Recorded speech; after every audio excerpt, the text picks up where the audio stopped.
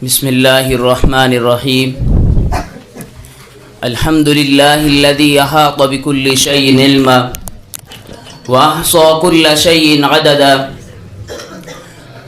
إذا قضى أمرا فإنما يقول له كن فيكون وأشهد أن لا إله إلا الله وحده لا شريك له وأشهد أن محمدا عبده ورسوله وسلام على عباده الذين اصطفى والسلام علينا وعلى عباد الله الصالحين ولا عدوان إلا على الظالمين أما بعد فما زالت فلسطين تحت احتلال اليهود المعتدين.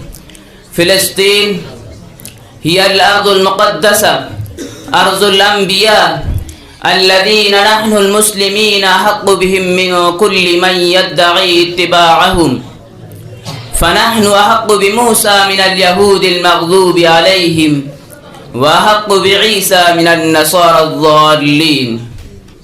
في فلسطين المسجد الأقصى أولى القبلتين وثالث المساجد الذي تشد إليه الرحال، وهو مسرى النبي محمد عليه الصلاة والسلام، كما قال الله مبينا الارتباط بين المسجدين. سبحان الذي أسرى بعبده ليلا من المسجد الحرام إلى المسجد الأقصى الذي باركنا حوله لنريه من آياتنا إنه هو السميع البصير. قضية فلسطين هي قضية جميع المسلمين. في فلسطين هي ميراث الأجداد ومسؤولية الأحفاد، معراج محمدي وعهد عمري.